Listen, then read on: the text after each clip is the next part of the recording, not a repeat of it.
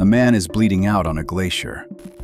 He doesn't know it yet, but in 5,300 years, he'll be the most studied human being in history.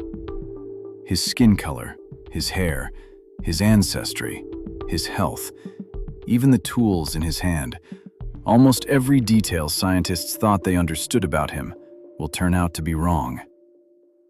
For 30 years, the world believed it understood Ötzi the Iceman, a fair-skinned alpine herder, a hairy, rugged European, the textbook face of prehistoric Europe.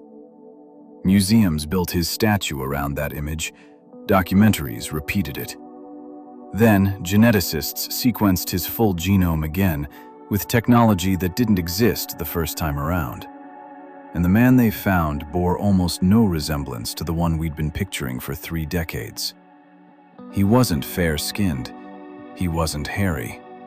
And the closest genetic relatives of this so-called quintessential European weren't European at all. Here's how it started.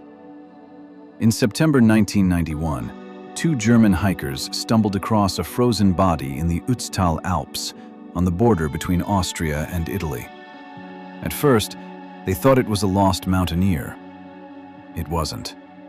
Carbon dating placed his death over 5,000 years in the past, making him the oldest naturally preserved human mummy ever discovered. Scientists named him Ötzi, and in 2012, they sequenced his genome for the first time. It was a landmark moment, the first time anyone had decoded a mummy's full genome. The results shaped how the world saw him for the next decade. Pale skin, a thick head of hair, ancestry tied closely to the hunter-gatherers and steppe herders who populated early Europe. Then, everything changed.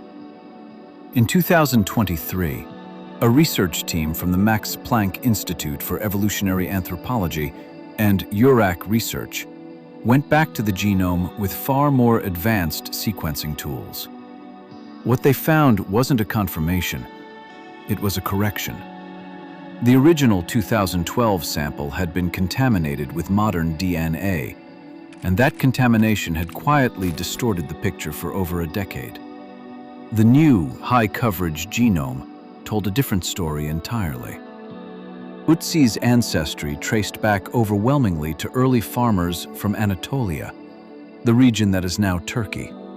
Not steppe herders, not the hunter-gatherer populations long assumed to dominate his lineage.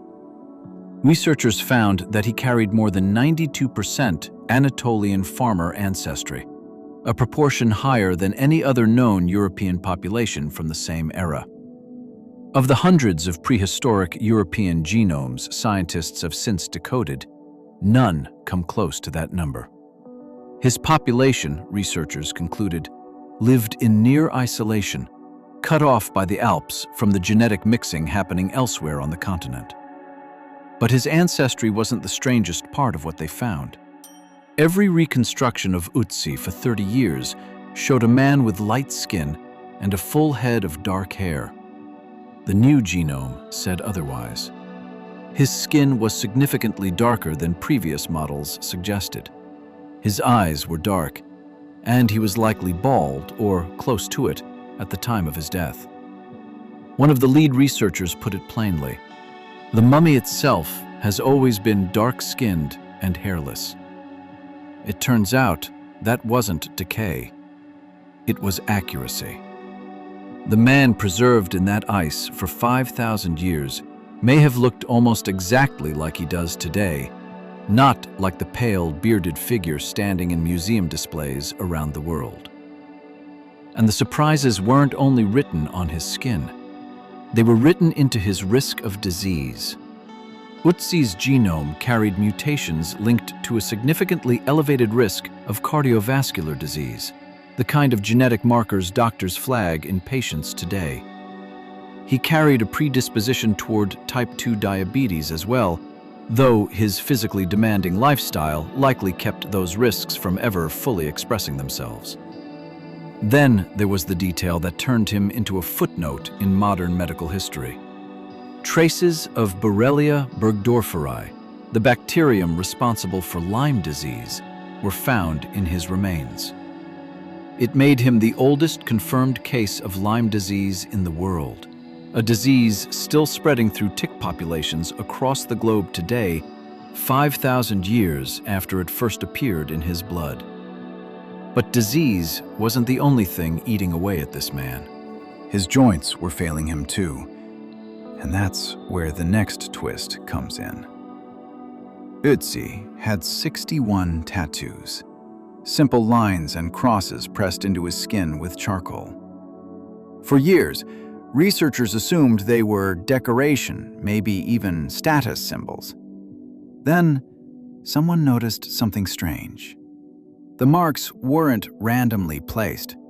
They lined up with modern acupuncture points roughly 80% of the time. The same points still used today to treat chronic pain. And those points happened to sit directly over the joints that his own skeleton showed were worn down by arthritis.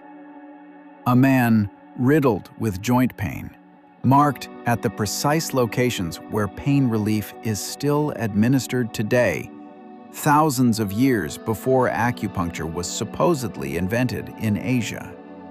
Nobody can say for certain why those marks are there, but the placement is too exact to dismiss as coincidence. And his body wasn't the only thing that didn't fit the picture of a simple mountain herder. His belongings didn't either.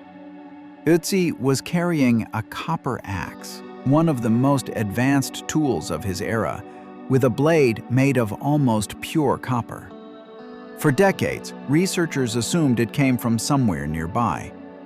Then they traced the metal back to its source, a mine more than 300 miles away in southern Tuscany, in what is now central Italy.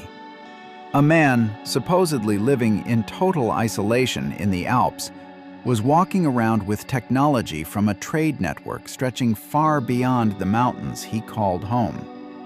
His dagger and equipment showed the same story, tools too refined, too deliberately maintained for someone living a primitive, disconnected existence. This wasn't a man cut off from the world. This was a man connected to it, in ways that still don't fully add up.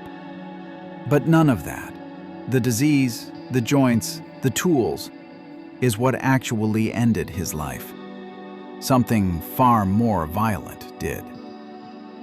In 2001, a decade after his discovery, an X-ray revealed something earlier examinations had missed entirely. A flint arrowhead embedded in his left shoulder, severing his subclavian artery. He would have bled out within minutes. He also had a severe head injury, possibly from a fall, possibly from a direct blow. Researchers found defensive wounds across his hands, a deep, unhealed cut from a fight days earlier, bruises consistent with a struggle. Someone, or something, had been chasing him, and whoever it was caught him at over 3,000 meters of elevation in terrain almost nobody lived in.